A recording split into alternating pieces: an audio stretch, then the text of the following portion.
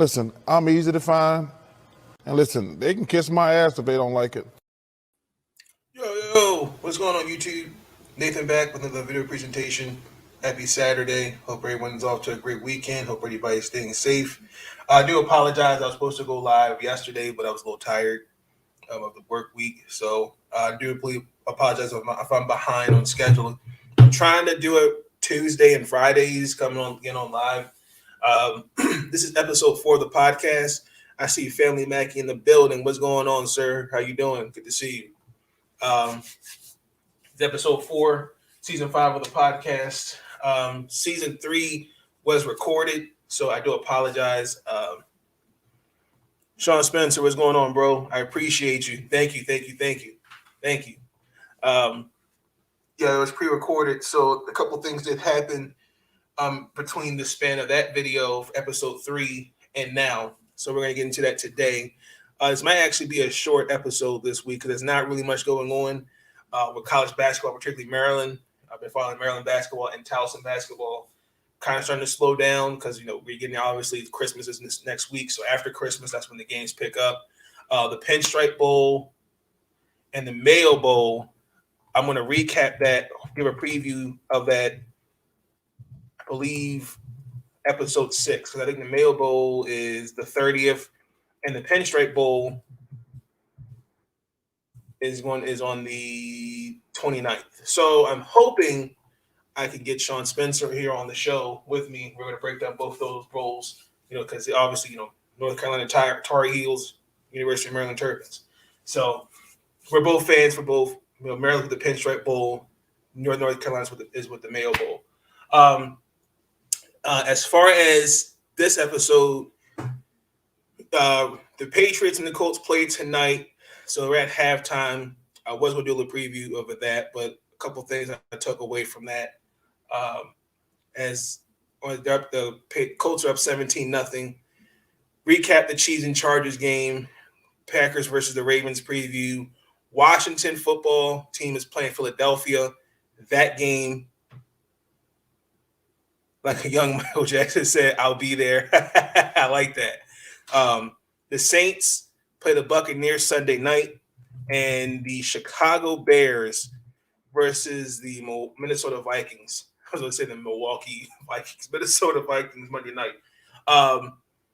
Week 15, I got to get my picks. The Washington Wizards actually are playing right now. They're on a 4-game losing streak against, I think it's the Jazz again, after we got shellacked by the Phoenix Suns. We're now we're actually at 500. So I'm not actually really expecting much from this game. We're already at the end of the first quarter. We're 27-33.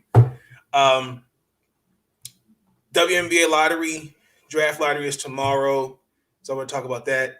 And Maryland football, we got some good recruits going forward.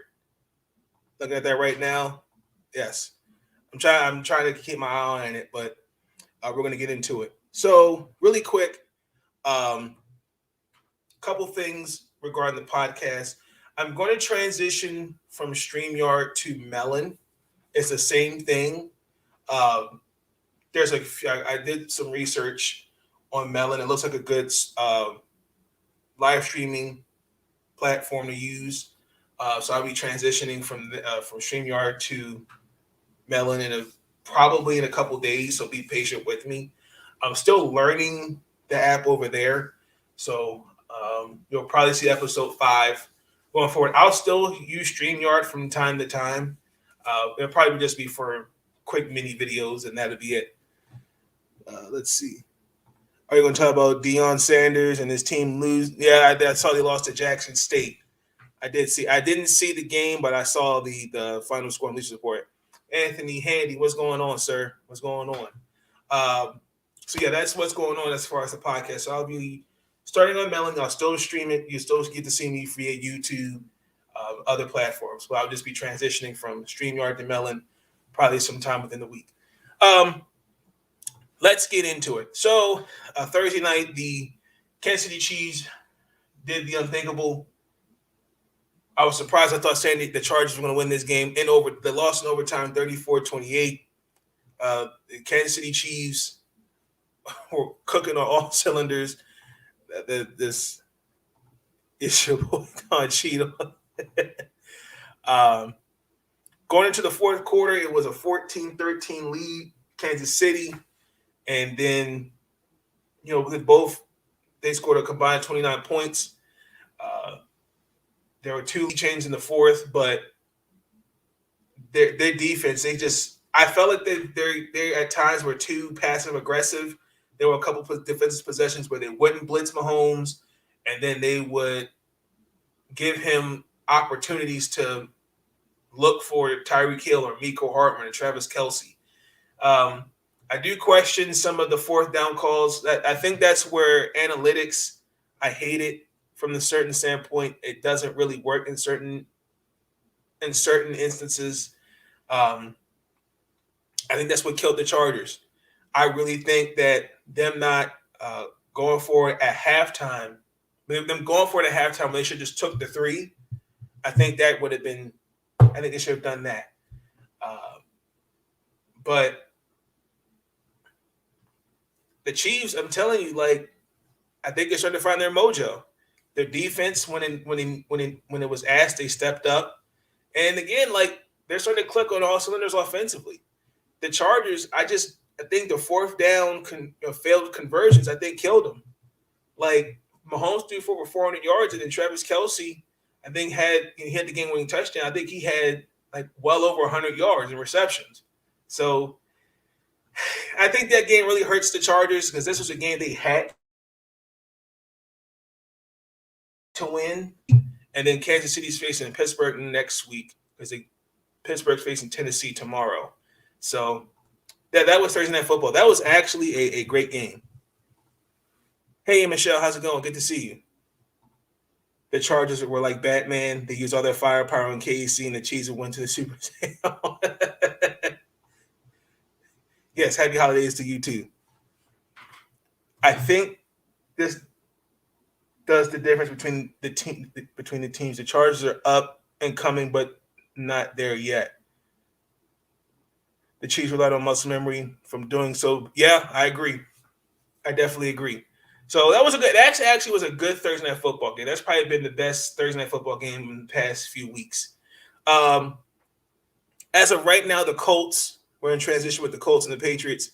The Colts are up 17-0. I'm seeing some great football by Indianapolis. I'm seeing them not giving the Patriots a lot of opportunities, particularly in the first half. You got to give Frank Wright and I can't think of the defensive coordinator's name. You got to give them some credit. They are really playing bully ball. And I'm hoping that bully ball goes into the second half.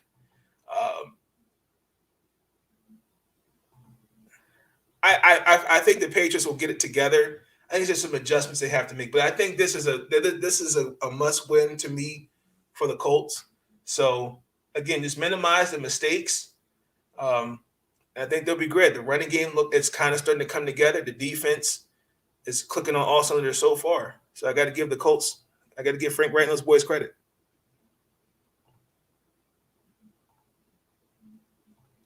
Yeah, Sean, give Johnny so far a few seasons. Thank you. I appreciate that, Michelle. Let's go ahead and transition into open. This is probably the I don't know what really to expect. The Baltimore Ravens are playing the Cheeseheads. The Colts are making the playoffs guarantee. The Ravens are playing the Cheeseheads. It's a home game for us. We're 8-5. We're still first place in the AFC North. If you ask me, Nathan, how, again, the ship is holding on with tape and glue. We're in the midst of a 2-game losing streak. Unfortunately, what's ironic, these games were decided by a couple of points. We definitely had opportunities to win, but again, not failing to make adjustments. And when it counts the most, we're not really – it's really just coming down to not making the adjustments. Q's Robert K. Um, I mean, honestly, truthfully, with the way this season for us has looked, it's kind of been really hard to stomach some of these games. When you watch your team being down 24-0 and on the road, and then see them lose by 2. I mean, there is some positives to take away from it, but that's all a foregone conclusion. Lamar Jackson's not going to play because obviously he's out with a sprained ankle. Tyler Huntley, who for the most part, let's give him credit. He stepped in there in situations where he's asked to really take the reins, and he's actually held his own. He's held his own. He started against Chicago, had the game-winning drive against them, and then also he came, brought us back and played a role in getting us back against Cleveland. I kind of want to see what this offense is going to look like against a defense. For the most part, I would say is pretty much respectable. The only thing is Ben Powers. Hold on, I pulled up the injury report.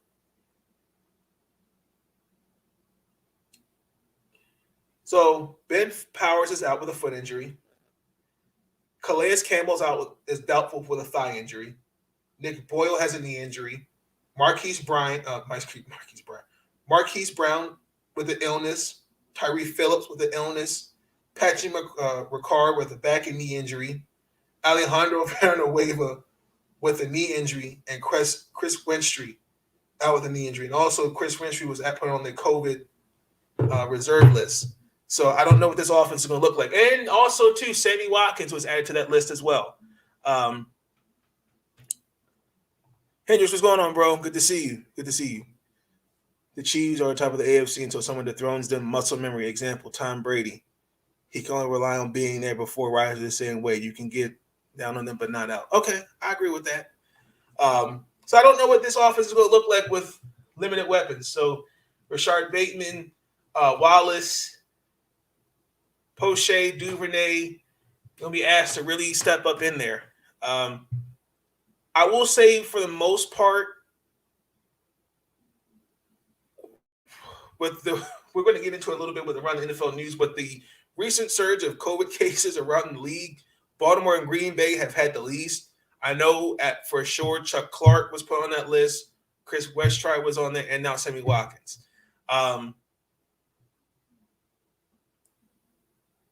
I don't really know what to expect again from the offense. Mark Andrews, in my personal opinion, I think is a top 3 tight end. It's just this offense to me is still meshing. I just really think Greg Roman is just not the answer, because I just don't see him really. I just don't think he really understands the word adjustments. I think he's really either he has tunnel vision or he just sees it one way. Rashard Bateman, who got robbed of his first touchdown last week, I'm expecting him to have a big game. Devontae Freeman, for the most part, has been our primary run back. They've kind of taken some snaps away from Latavius Murray. Like I said, I'm really expecting these guys to step in there. Murray, all of them. They're all going to have to step up in there. And Aaron Rodgers, I know Aaron Rodgers has had a toe injury, and Aaron Rodgers is on a mission to me to win the Super Bowl. I think for all intended purposes, he's out of there. I see some people else in the building. Sad, Sean Drew, I was taking work for multiple seasons. Hey, Lucinda, good to see you. Happy Saturday. Hey, chatting. What's going on? I don't really know what to expect from Aaron Rodgers, but I think the Packers will face Mr. Dimplechin and the Buccaneers in the NFC Championship game. Guaranteed. Fun fact, he's actually thrown so far in the last 3 games over 1,000 passing yards, 10 touchdowns, no picks, on a fractured toe. And he's going up against a defense that's trash. Secondary, like we signed Tony Jefferson Thursday. What's he go? He can only do but so much. I mean, Anthony Avery, God bless him. I mean, Jimmy Smith, like we're thin in the secondary.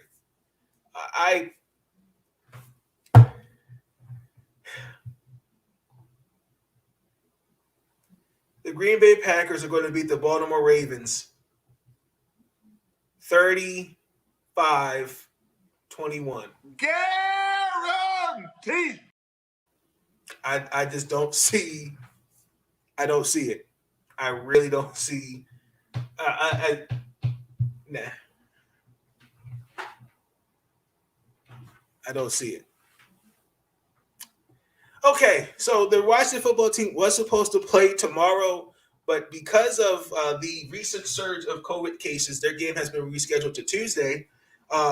Just for the record, there were some guys on Twitter, and I'll get on to that a little bit.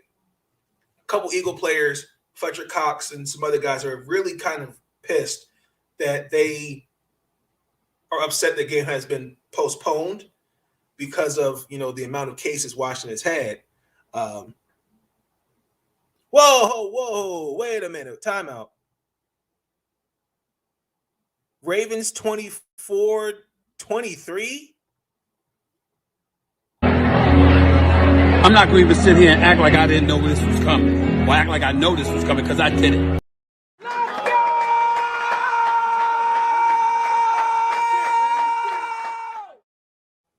Wow. Okay. 4 defensive players returned from COVID. Michelle, Nathan had given him those nicknames. That damn Charles Barkley clip. Oh wow, that's and he's putting a guarantee on that. Oh wow, okay. Really quick, let me pull up Washington's list. Cause me personally, I do think some of these cases. I hope these guys. I'm sending my thoughts and prayers. I hope everybody is well and gets back as quickly as best as they can, because I think, in my personal opinion, I think some of these cases are asymptomatic, but it's just been crazy with the amount of cases. I think Washington and Cleveland had the most. So this was Jonathan Allen, James Smith-Williams, Montez Sweat, and Casey Toohill. They were activated from the COVID reserve list. Heineke, Kyle Allen are still on the list. McKissick has a concussion. Curtis Samuel is dealing with the hamstring. And McLaurin is dealing with a concussion as well. So we added Daniel Wise to the list. Wendell Smallwood. We activated someone named Keith Ishmael. This is pretty. I ain't gonna lie. This is some pretty interesting list of cats. Nathan, you too mad about that, huh? No, it just really threw me off too. It's just throwing me off with the amount of cases. But it's flu season as well. Absolutely, yes, definitely. Make sure you get your vitamin C intake, and make sure you washing your hands. Have cold symptoms, that say that's true. But anywho, I really don't know what to expect in this game. I really don't. So let me just break this down. As far as of, I'll say yesterday, we had Washington had 23 players on the list. We signed Garrett Gilbert Friday, Kyle Schumer, and someone named Jordan Temu. I think that's his name. So they have to get, I think it's 2 negative tests before they can be cleared. But I don't know if they're going to if we'll probably get the results either tomorrow or hopefully by Monday. Only thing is Cam Curl, Kendall Fuller, they're also on the list. I doubt if McLaurin will play. I'd say he's doubtful. if it's with a concussion. And same thing as McKissick. Curtis Samuel, he's questionable to me.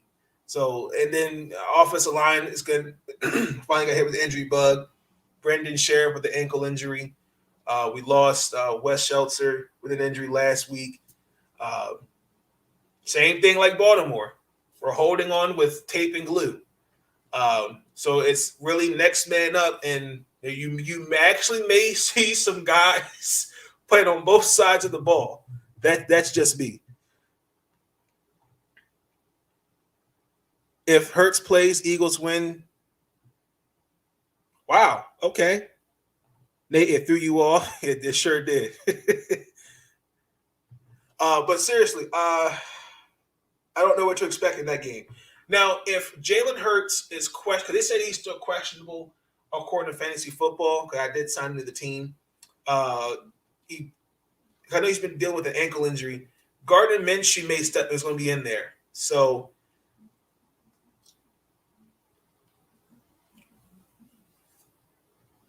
even though our defense we're 30th against the pass, just don't know who's going to be quarterback right now. So Gardner Minshew did pretty well last week. He had 2 touchdowns against the Jets. I think that the key to Philadelphia's success is Jalen Hurts and his mobility. I know Daniel Jones. I think he's like leading quarterback with rushing as far as like Daniel Jones, Patrick Mahomes, as far as signal callers. That they have 30 more yards against Washington. That was a stat I looked up. So I don't really know who's going to be quarterback. So, and they say he's not really 100%. I know they said he was limited yesterday in practice, Jalen Hurts. So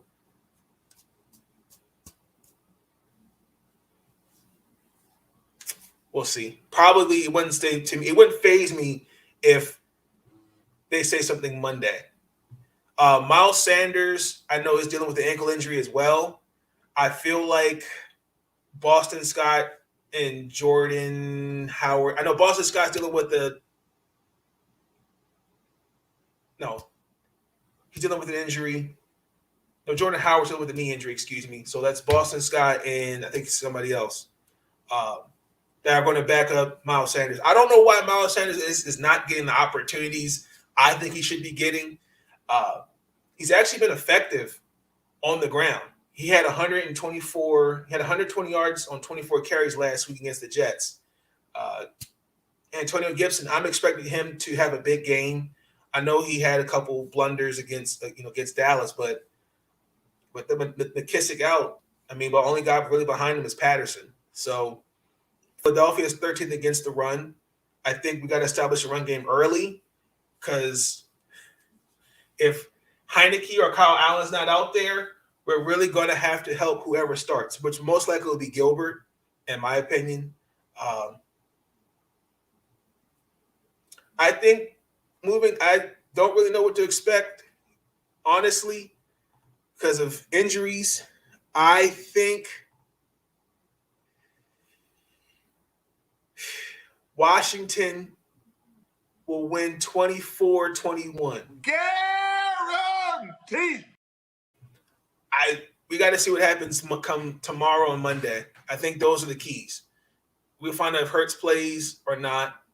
Heineke, Allen, a couple other guys come off that list as well. This is the Sunday night football game. The New Orleans Saints versus Mr. Dimple Chin and the Buccaneers. I don't know what to expect. I really don't. Honestly, you know what? Let me just be honest with you. The Saints, if you look at their record, look at my standings. Actually are right there. They actually could. I believe they can still make the playoffs. I think, obviously, to me, this is a transition year. They don't have Drew Brees anymore. And they're also a depleted team with injuries. They don't have Alvin Kamara still, and Michael Thomas has been out. I think the key is creating turnovers.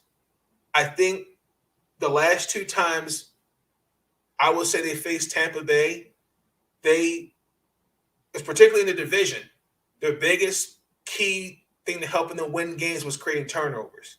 They did that against Green Bay, the Patriots, and Tampa. Now, that last game, which was a really good game, Tom Brady turned the ball over 3 times. And the Saints did not commit a turnover in that game. Now, Alvin Kamara is coming back off injury. I feel like he's really been the key to their success offensively. I feel like if Michael Thomas was there, I think it would take some pressure off him. But again, he's so far it was like 650 yards on the ground, 4 touchdowns. He's actually technically the leading wide receiver on the team. He's actually 3rd in receiving yards, 2nd on touchdowns. And he's only missed 4 games. Now, Tampa Bay's defense, they're 3rd because they only allowed 91 yards on the ground. And I kind of want to see how that looks. I think Alvin Kamara is going to have a decent game. I think he's going to have 2 touchdowns against them. Defensively, I think the Saints, they haven't been consistent, but I will say that they will get it done when it counts. I know they're 19th for getting to the quarterback in terms of sacks. I think it's 6%. They have sacked the quarterback, and then they're 18th in the league with 29 sacks.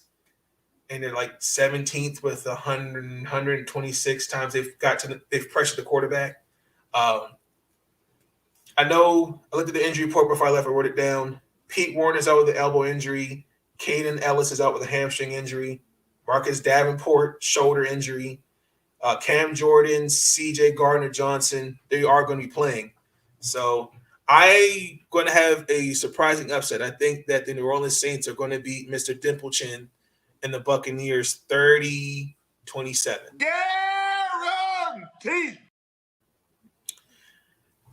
We're going to transition into Monday Night Football. 2 interesting games. This is a divisional game. I'm actually not surprised. I think if I'm looking at this right, I think if the Bears lose this game, they're out of the playoff contention. All right, so Rashard Breeland was cut today by the Vikings. Apparently, he got into it in practice with a couple players. We all know that's a no-no. The Bears are coming off a divisional loss to Green Bay, 45-30.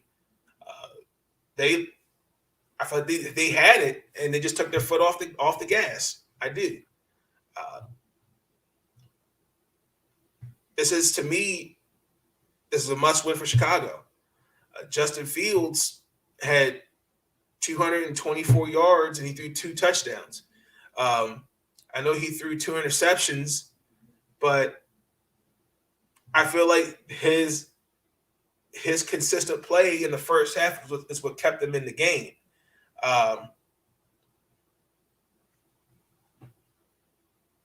Minnesota, they're coming off a game where they should not had blown a 29-point lead.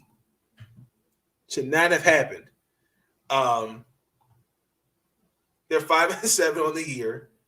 Well, it's just been really crazy watching some of these Viking games. Hopefully, down the stretch, things will smooth out. I still believe. If you think about it, both coaches, you may not see them after this year, because really, Matt Nagy, for the most part, after we beat them, Baltimore beat Chicago. I'm not surprised. I really rooted for Breeland to be something special when he was in DC, but he keeps getting blunt like late night oven toast at 3 a.m. That's funny. No, but seriously, some of the games that the Bears have lost, particularly against the Ravens, I think that was kind of for me, I thought he was going to get fired before Thanksgiving. Mike Zimmerman, some of the games he's lost is no excuse. I don't think you'll see any of these coaches back next year. If Mike Zimmerman's back, it's most likely that they'll sneak in there. I still think personally, Matt Nagy should be having another chance. That's just me, but unfortunately, this is a results-oriented league, and when you're starting to when you're asked about being fired, that's how we know you're going to lose your job. That's just me. So the Chicago Bears are going to defeat the Minnesota Vikings in overtime, 35-34. Guaranteed. No way. He had his shot. I got you. Nagy needs to go. No, I feel you.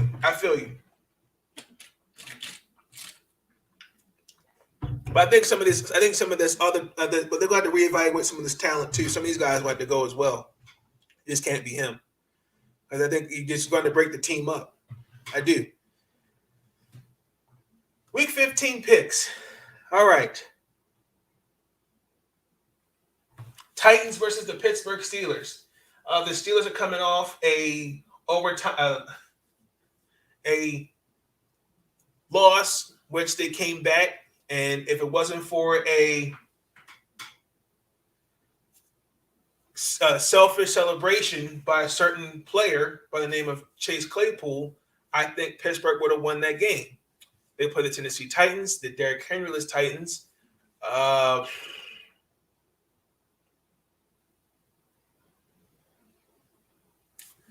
Tennessee Titans.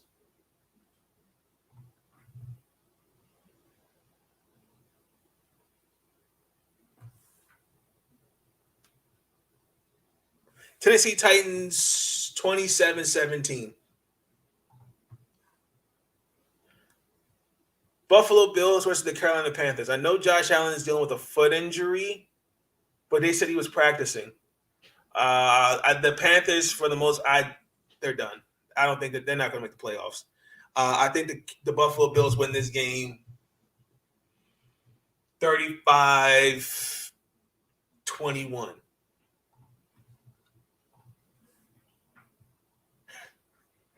The Tank Bowl. Shout out to the urinating tree. The Houston Texans versus the Jacksonville Jaguars. You're actually going to be surprised. The Houston Texans are going to beat the Jacksonville Jaguars 2017. Guaranteed.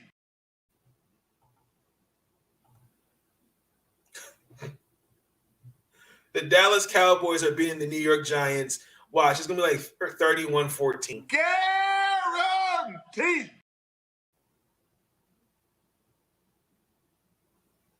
The Arizona Cardinals are playing the Detroit Lions. The Arizona Cardinals are going to blow out the Detroit Lions like 41-3. Guaranteed. The Miami Dolphins versus the New York Jets. That's actually going to be a close game. I say the Miami Dolphins 28-24. The Denver Broncos versus the Cincinnati Bengals. The Bengals are coming off an overtime loss against San Francisco. I'm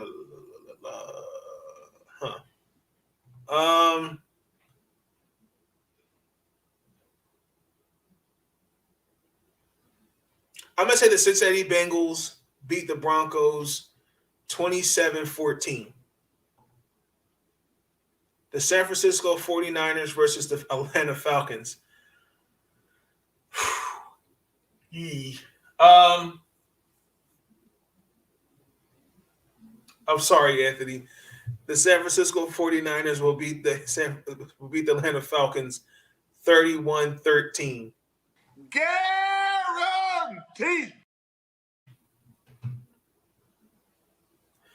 Now, this game was moved. The Raiders and the Browns were supposed to play today as well, and they're playing Monday. So we have two Monday night games basically.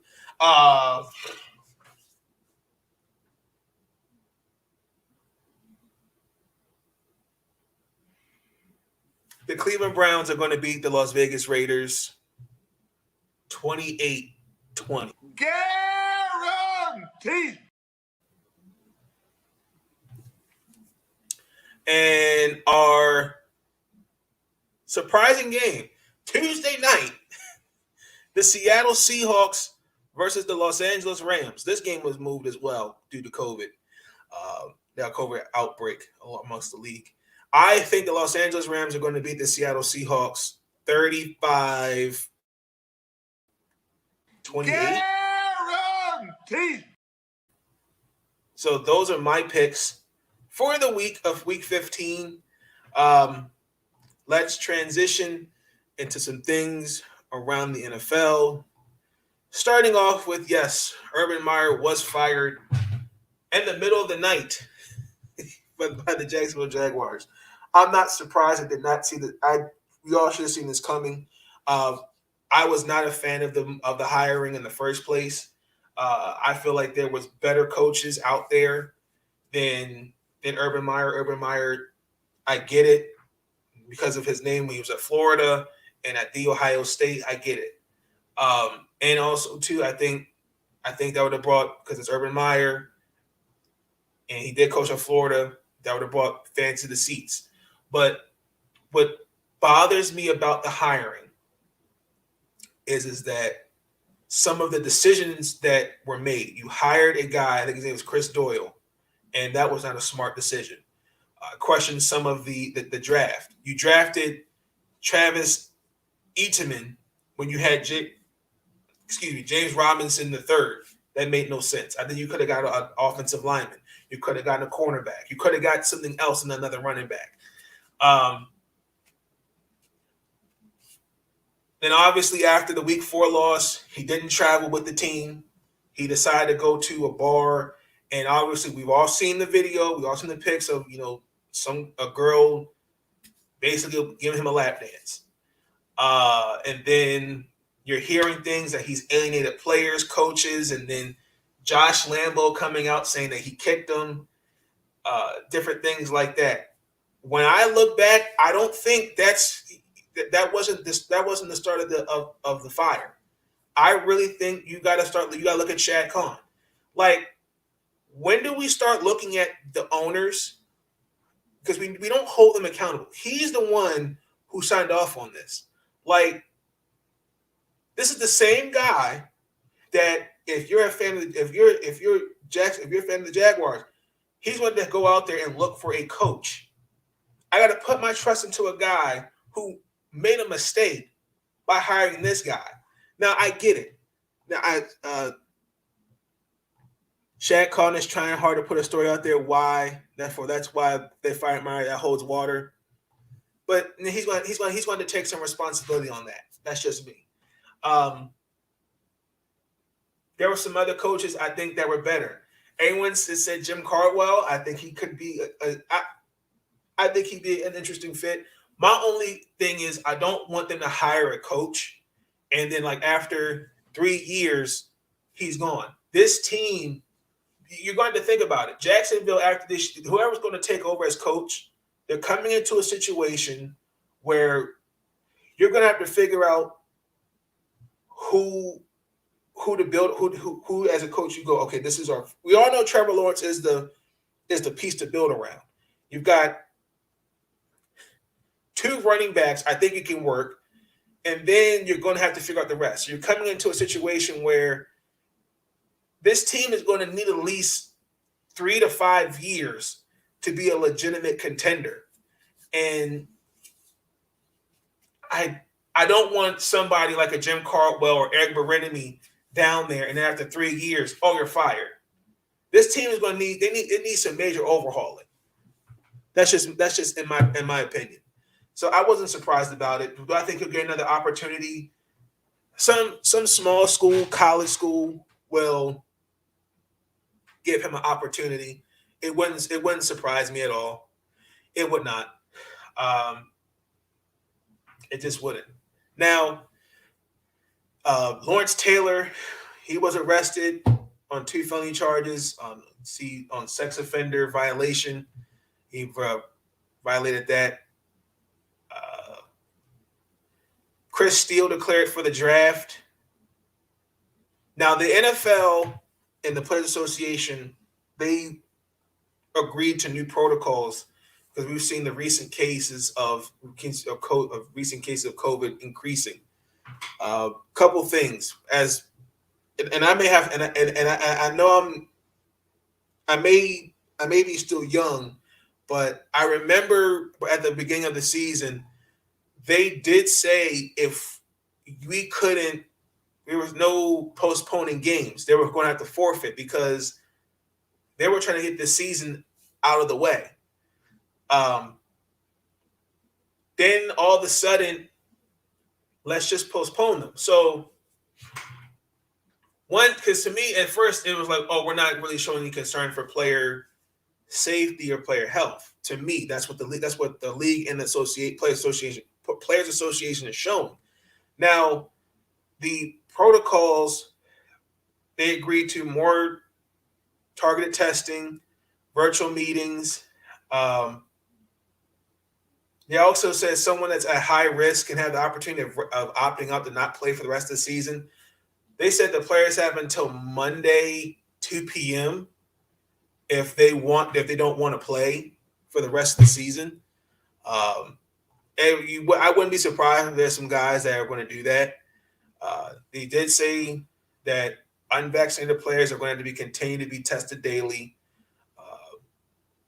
Targeted testing for those that are vaccinated and asymptomatic. That's what it was, the agreement. There's a statement I'm going to read it to you, by the NFL and the Players Association. The NFL and the NFLPA have been engaged with our medical advisors to address the emergence of the new Omicron variant and how to stop the spread to ensure we keep everyone safe and complete the remainder of the season responsibly. Intensive protocols implemented last week and the rescheduling of 3 games were designed to stop the transmission of the virus and play this weekend safely. After this weekend's games, we have agreed to put in a new set of protocols, which will include a more targeted testing plan, more flexibility to players to attend meetings virtually, and also a high-risk player opt for the remainder of the season. So that's kind of interesting. I really do hope these guys get well. And, I know like Odell Beckham Jr. was on Twitter. I know he said he tested negative. So thank God for that. I just encourage everyone to just stay safe. And, again, like Lucinda said earlier in the comments, it's flu season. It's tough. You hate to see. I just, you feel like we're going in the right direction, and it's like you take 3 steps forward and then you're taking 2 steps back. So I just hate for us to kind of be in the same predicament because we're going into our junior year with this pandemic, and it's just like, oh my gosh, I would think things would have improved a lot more, but I haven't seen that. And I mean, I believe I'm all for being optimistic. I do believe good things will come. So I do. What else is happening? Let's see. I already talked about the games being rescheduled. That's pretty much that was it. Rashard Breeland was fined. Odell Beckham Jr., Darrell Henderson, they were activated on the list to play. Chase Edmonds is activated from injury reserve. DeAndre Hopkins is going to miss the rest of the season with a knee injury. That did say he's optimistic to play in the playoffs. So I'm kind of curious to see what that'll look like. The Giants signed Jalen Smith to the practice squad, the Giants. So that should be actually interesting. What else is happening? I think that's pretty much been it. Oh, the tight end that played for the Chargers, he plays for the Chargers, Donald Parham. He got diagnosed with a concussion, and he got discharged from the hospital yesterday. If you did not see the game, it was very, very it happened really fast to me. He attempted to catch a pass in the end zone, and he hit his head pretty hard. And as soon as they had him on the stretcher, like he started convulsing, and that was I don't know why the cameras were on him like that. I didn't like that. So he had a picture on Instagram. It was on Twitter. He put his thumbs up. They were good reports. So good to nothing serious other than concussion. So continue to send thoughts and prayers for him. Darren Williams and Frank Gore are fighting tonight. I'm not watching that trash. I'm not. No. So that's really what's going on around the NFL. Let's transition into Major League Baseball. It's day 16 of the strike. Buck Showalter's the new manager for the New York Mets. I was not surprised. I called that one. I think it was really good. It's a good hiring. He's experienced. I think he could do something with these guys. Nothing saying the other two couldn't. But again, Buck Showalter was in New York before. He coached the Yankees. And just for the record, had he not gotten fired, I think they still won the world. They would have won the World Series with him. Guaranteed. Even though I'm mad he didn't when he was with us, we should have won a World Series, but I'm gonna get off that. As far as negotiations, it looks like the majority of the negotiations won't start until after the holidays. Regardless of the situation, I mean, we could look at the owners and saying like it's the owners, but we gotta look at some of these the players association too. I get it. You got to give something both. I don't really understand what's wrong with the salary cap. I don't see anything wrong with that. I get the whole notion about tanking. It's not that. See, tanking works. It's a blessing and it's a curse in this way. If your team, okay, so let's say for example, if I own the Orioles, right? I'm general manager, and I'm trying to sign a guy like Mike Trout. Mike Trout's not going to play for a team like the Orioles because it's not a big market team. He's going to want to play for a team like Boston, New York, LA, Houston, maybe Miami. It's hard to attract certain free agents to certain cities because I think it's how good your team is. Like there were, for a good example, the Orioles, right? For those couple years when Buck Showalter and them were here, we could have had a couple of free agents. Like Nelson Cruz, okay, was a good pick.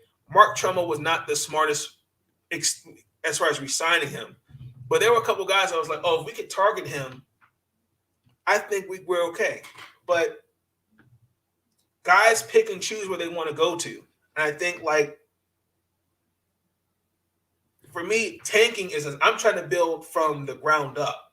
Like the Orioles, they're right now installing, they got to start from the bottom. Like they're rebuilding from the farm system all the way up. That's why the Orioles have been what they are the last few years because there's really nothing to build off on. We can make the same argument for the Houston Astros. The Astros were in the same position, not a mere 5-6 years ago. So tanking does work in a sense where if you're building from the ground up, why not? So they want to get rid of that. The league wants a universal DH. I want to keep it the way it is, but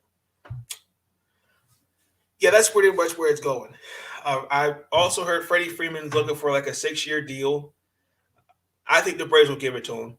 I think they give him the 6-year deal, but really, players can't sign, until after this, once this is agreed to. So, but you can still sign a minor league deal.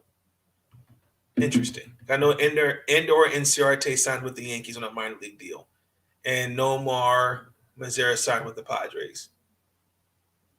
How come the Orioles aren't making those kind of moves? It's beyond me. I'm going to get off that.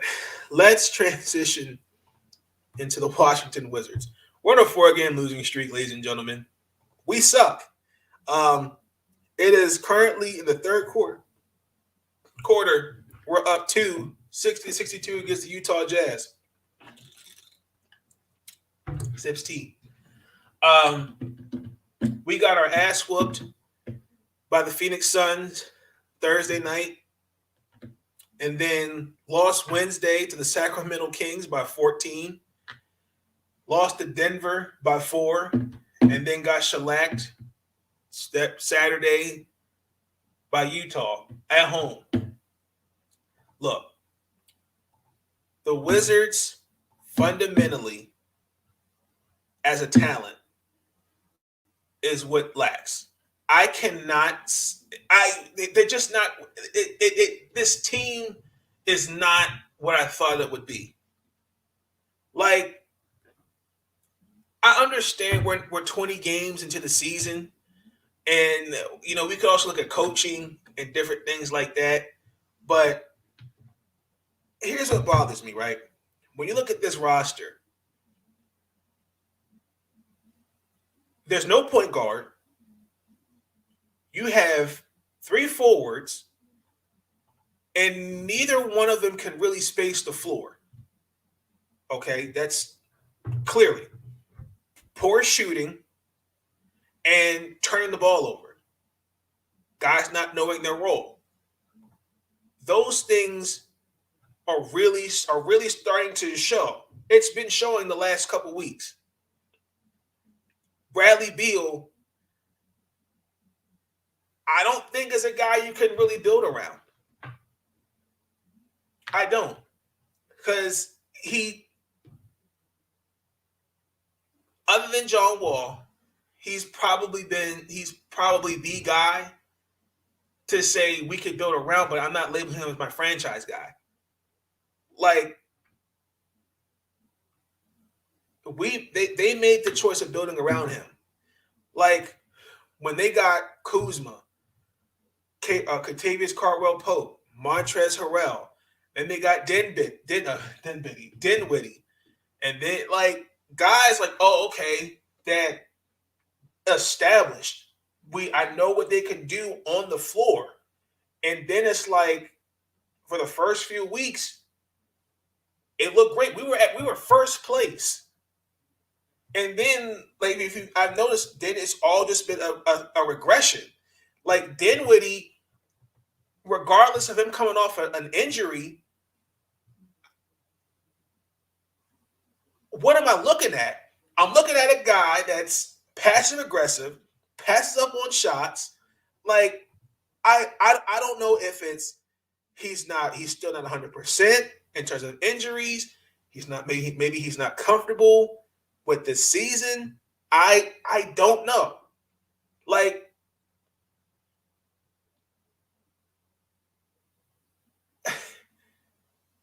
I see what he could do. I see what he could do when he was with the Brooklyn Nets, but I'm looking at someone totally different. Raul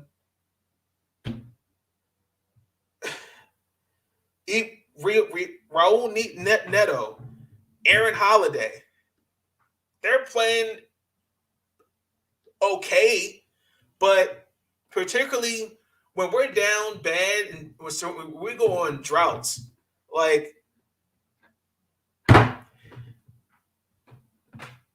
they're probably the 2 most reliable guys. And I feel like with Dinwiddie, I think maybe he just wasn't ready to come back. I know they kept his playing time. I looked at the scoring chart the last 4 games. They kept his playing time at 30 minutes exactly.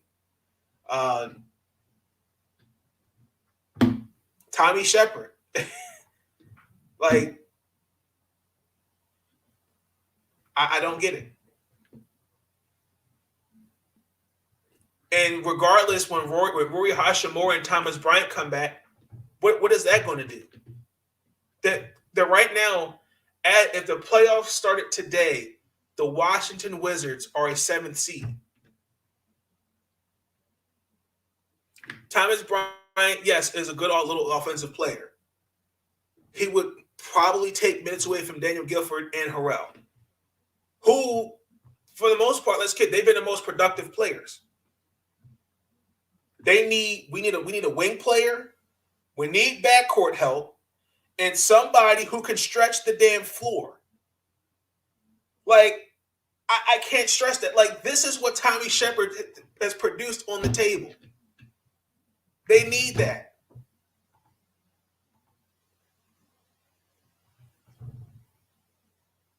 I just want to point this out to you. The roster that we have, everybody can play. But they're not getting production from certain players. Let me just point this out to you. So we lost to Phoenix. I was expecting that to happen. It looked okay.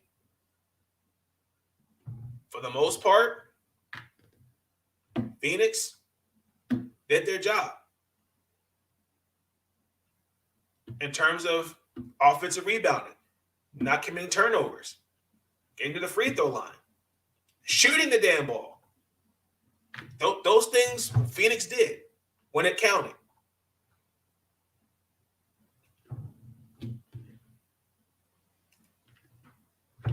Bradley Beal, leading scorer, had 26. Manchester had 12. I mean, there's just there's just like Bertans had 3 points. Kuzma had 4 points. Corey Casper had 6 points. KCP had 9 points.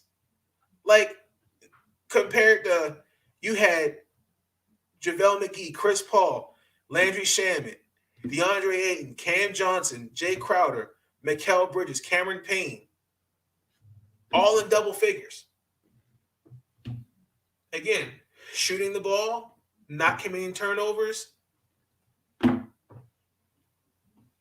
me give you another example. Like, they lost to Utah. The same thing. I would think, okay, you're coming off that win against Detroit the first time facing Utah. All right, shooting, not getting down, putting yourself in a hole you can't get out of. Didn't happen.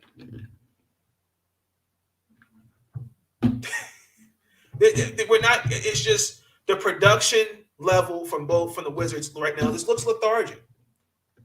It really does. Like, I don't get it.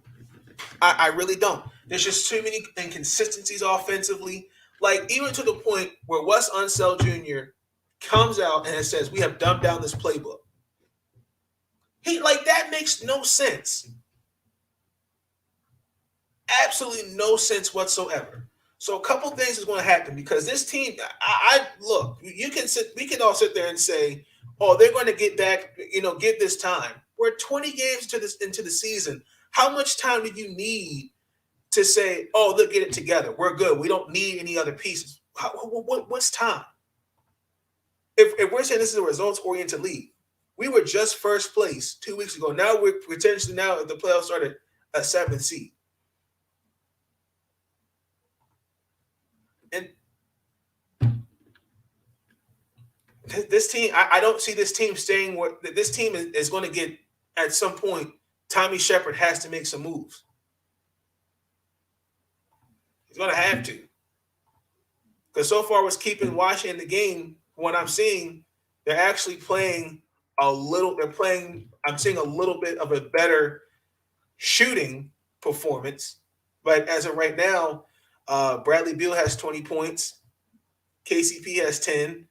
And Denny Avdija has 8 points and 4 rebounds. It starts with the defense. Like, Wes Unseld prides himself on defense first. And so far, it looks like we're doing our job. But I don't understand what's been going on. I don't. So let me get off the Wizards and let's talk about some things around the NBA. So Kyrie Irving, that was actually interesting story of the week. Kyrie Irving, he actually just entered COVID protocols after being saying he could come back as a part-time player because at home they can't. He's of the vaccine, the mandate in New York. He made it. His stance on where he says that he made it clear. I was actually in a Twitter space, and there's some things in there that I agreed with that were said and made sense about it. Because they're playing the Orlando Magic, and Kevin Durant also into COVID protocols. Like, I don't really see where like that kind of was to me a desperation card. Like, we're already down players, so let's call on Kyrie Irving. I feel like that, to me, that opened up a can of worms. Anthony Davis off for 4 weeks he tore it with a knee injury, MCL sprain. He got babied by Karl Anthony Towns. When do we really quick kind of start calling? When do we call Anthony Davis to the carpet? Like, maybe because for the first month, like Charles Barkley said, it was on Russell Westbrook. Now all of a sudden, it's Frank Vogel. When do we start going to look at Anthony Davis? Because Anthony Davis, for the most part, it should be one of the 5 best players in the game. He ain't playing like it. He's playing real passive aggressive. Like, they haven't had to play where Karl Anthony Towns saying he's baby. I mean, he was getting manhandled by Karl Anthony Towns.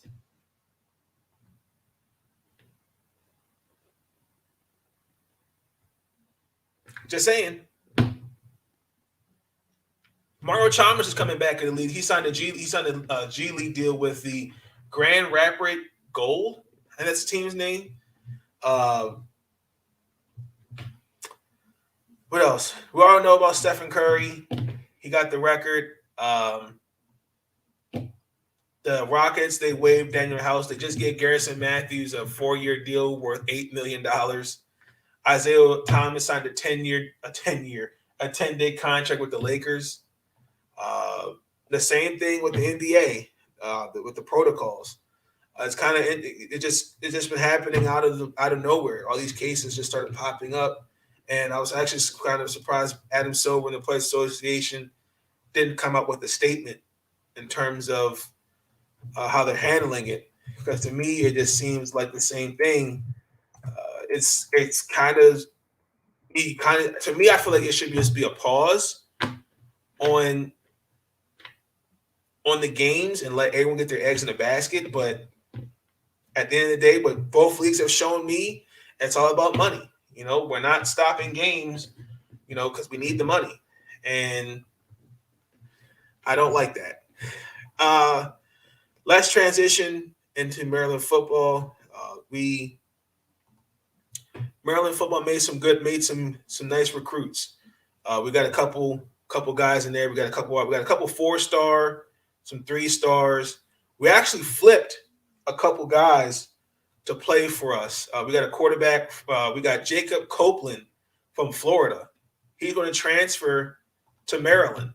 Jacob Copeland, I believe he was the one he actually recruited. If you remember, it was on ESPN. I think it was him, where his mom had on the Alabama stuff, and he chose Florida, and his mom walked off pissed. I think him playing for Maryland will be really good. I do, because I think to me, I think he could be a good NFL wide receiver. So that's actually not bad. Dante Demers Jr. said he's coming back for his senior year. We did lose Otessa Smith. He entered the transfer portal. Congratulations. We did get a 4-star linebacker from what school did he go? What school does he go to?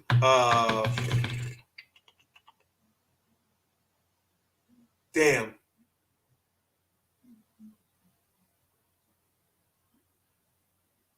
St. Francis. That's where it is.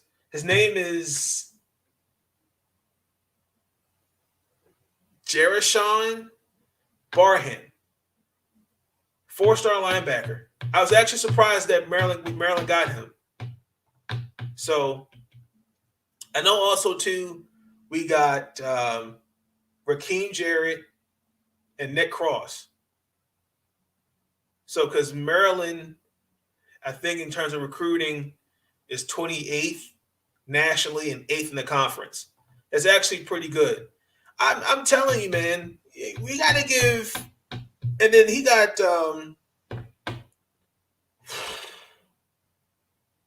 someone from North University of South Carolina.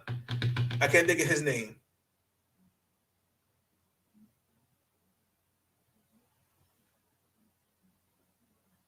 No, that was a linebacker from St. Francis. He actually was supposed to go to South Carolina, but we flipped him. You got to give Coach Lockley some love. He's really, really, truthfully, he's turning this program around. And I know some guys, former guys that played under DJ Durkin, they settled at court. DJ Durkin, and a lot of stuff happened under when he was coaching here in Maryland. And I'm still kind of mad, honestly, at the administration. They should have really done more. I hope this is closure for those guys. It just sucks that it had to go that far, but I understand. But that's really what's happening in terms of Maryland football. And also, as far as recruitment, I think with Deion Sanders flipping the number 2 corner to come play for Jackson State, I think that's wonders. I really want to see other guys do that. Again, sometimes going to the big schools is great, but to me, I feel like if you're playing for a Nick Saban or a Dabo Sweeney, Jimbo Fisher, Lincoln Riley, I feel like you're put under this microscope where you have to perform at such a level. And sometimes going to the sexy school isn't it for everybody because you're competing with like 5-6 other guys. So I think him going not only going to a HBCU, but going to a school where he could play at his own pace and be his own person. I want to see more guys like that. So big ups to him. I think he's definitely going to be a top 5 NFL prospect in my opinion. Guaranteed. Let's transition to Maryland basketball. The men don't play until after Christmas. The women, we play Coppin State. We actually just recruited someone from South Bend. I forgot her name. Brenda Freeze actually got her. Mila Reynolds. That is her name.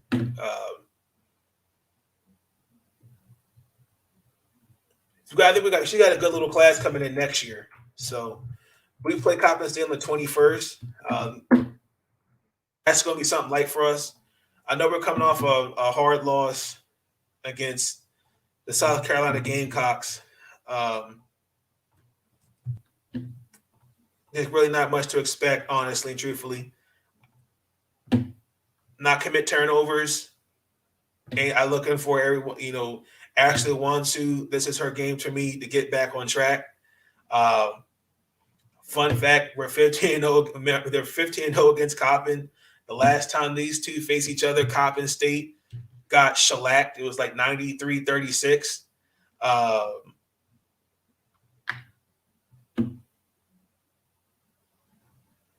think this is a game where I think they're all going to get back on track. I do.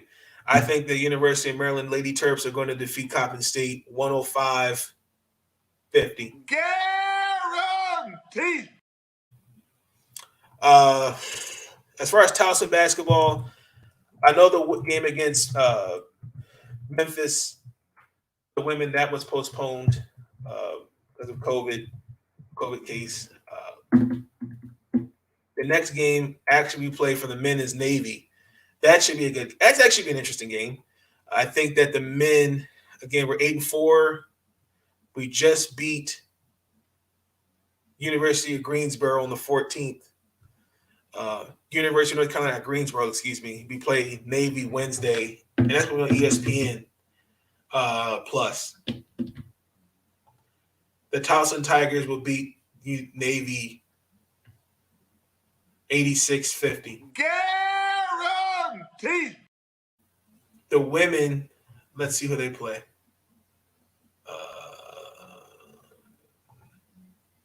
Because that game at Memphis that's going to be postponed. It's canceled. They don't play until the New Year's Eve, the 31st, against Drexel. Oh, no, they're supposed to play Penn State. That's canceled too. Wow. Okay, and that was an away game. So the next game is not until December 31st against Drexel University. Okay. We're 9-1, so I'm hoping those games will be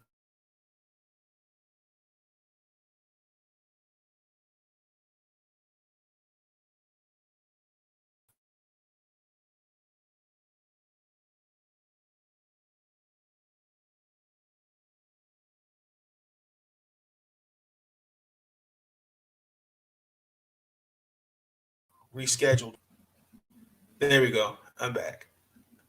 All right. We're going to transition into the WNBA. I apologize for that. Tomorrow is the draft lottery. This is the moment we've all been waiting for. So, a couple things. Klamanique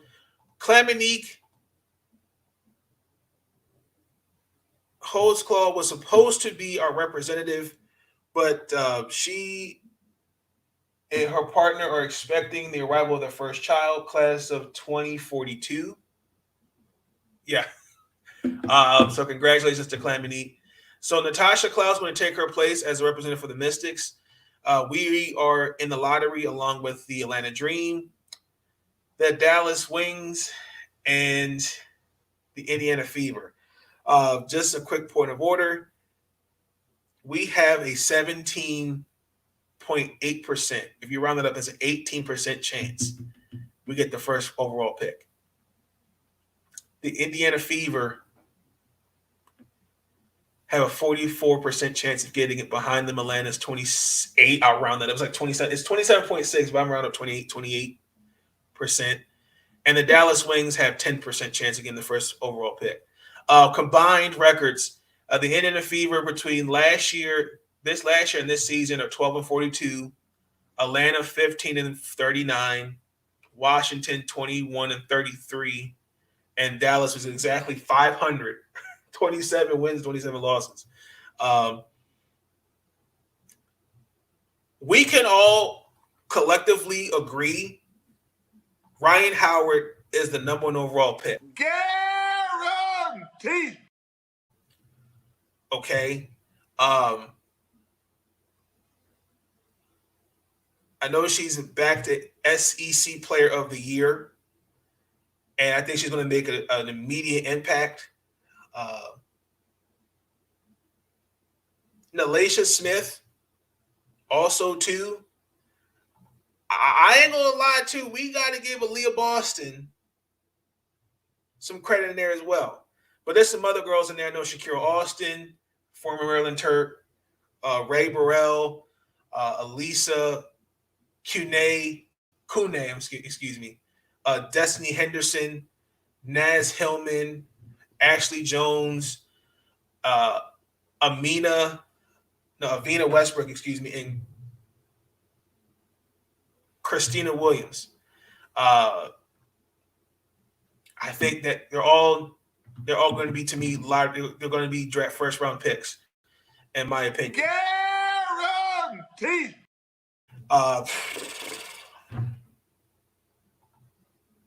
For the Mystics, we need everything, including the kitchen sink. The last time we had the overall pick was Klamanique Holdsclaw.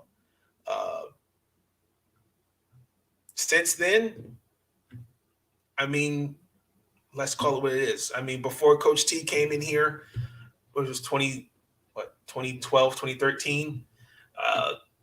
He came in the team like it wasn't. I felt like Julie Plank was not the coach for the Mystics. I mean, we had some fundamental pieces. I feel like he could have kept Jasmine Thomas, Marissa Coleman. He did keep Prince Langhorne, but he traded her to Seattle for Tiana Hawkins and Bria Hartley. He has a championship, but that was in 2019. Obviously, last year when you don't have Deladon, and then we had traded three picks for Tina Charles, she didn't play because of COVID.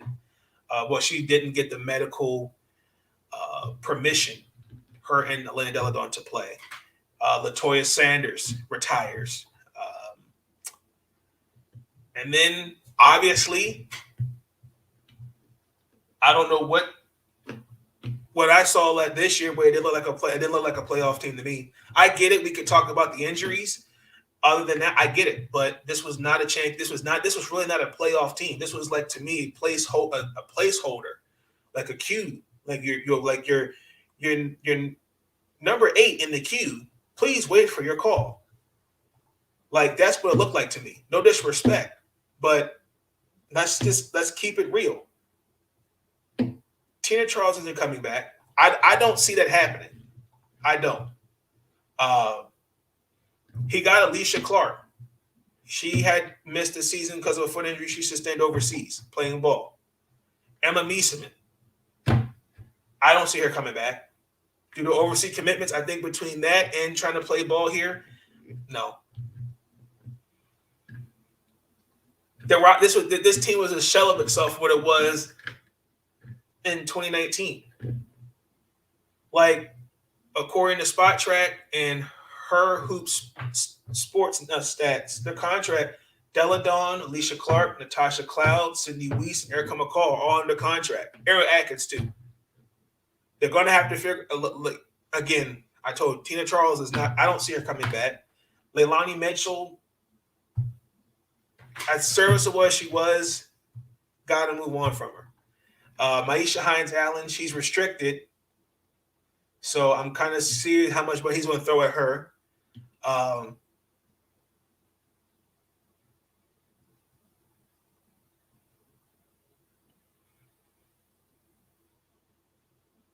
I mean, quoting Bill Parcells, we are what we our record says what we are. We were 12-20, no excuse. And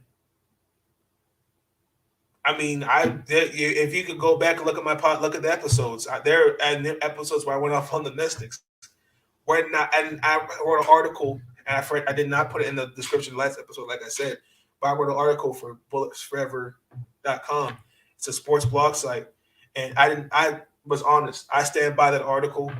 Shout out to Albert Lee and those that fronted the article. That this team needs to rebuild. It has to be retooled. Because to me personally, whatever he decides to do with this team, this is not a championship team. And with the salary cap, for us, pretty much mediocre.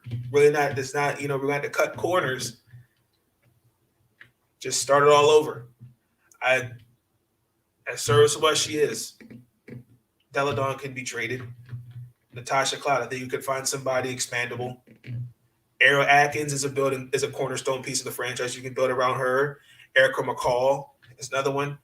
Maisha Hines-Allen. Alicia Clark, I feel like, again, I'm just thinking about just starting over and having a young core. But I hate because he's made it clear he doesn't know when he's going to retire. Talking about Coach T from coaching. He still would be at the coach. I respect because he should be in the Hall of Fame, in my opinion. But as a general manager, no disrespect, Coach, I question some of the decision making. I really do, especially when it comes to the draft.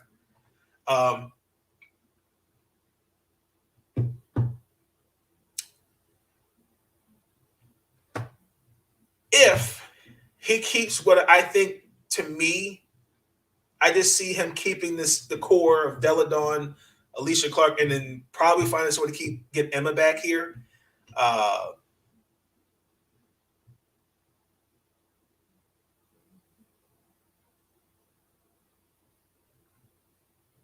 I hope I'm wrong. Maybe I'm looking at it wrong. Could Tina come back for another year and rerun it again with a new draft pick? I don't know. But what I saw this season. Relationship with your Oh children. my God.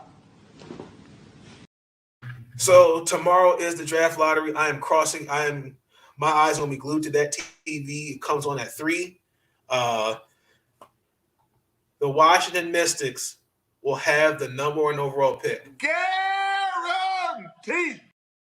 The Indiana Fever will have the number 2 overall pick. Guaranteed. The Atlanta Dream will have the number 3 overall pick. Guaranteed. And the Dallas Wings will have the 4th overall pick. Guaranteed. That's my prediction of the draft lottery.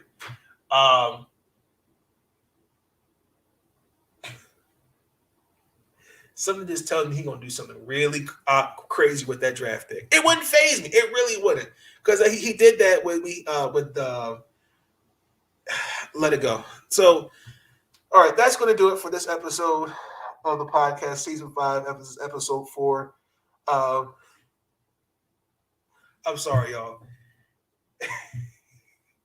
This man's going to scare me. I don't know what Coach T. I don't know what he's capable of doing as a coach, as a GM. I don't. He never ceases to amazes me. He never does. If you like the video, go ahead and give it a thumbs up. Consider hitting that subscribe button, along with the notification bell on. Thank you for those that came and joined me for this episode. Please share the podcast. This podcast also too will be on Anchor via Spotify, Apple Podcasts, Google Podcasts. As I stated, we will transition from Streamyard to Melon. It's pretty much the same thing. I'm still learning the app, so please forgive me if I go through some transitional period with the app. So I will still have StreamYard. I won't be on it as much. I'll probably just do like little videos here and there. But with that being said, y'all enjoy the rest of y'all weekend. Enjoy these games. Stay safe. I will see y'all.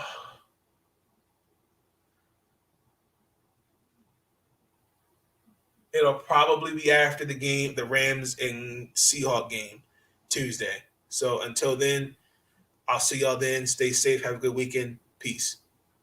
Listen, I'm easy to find. And listen, they can kiss my ass if they don't like it.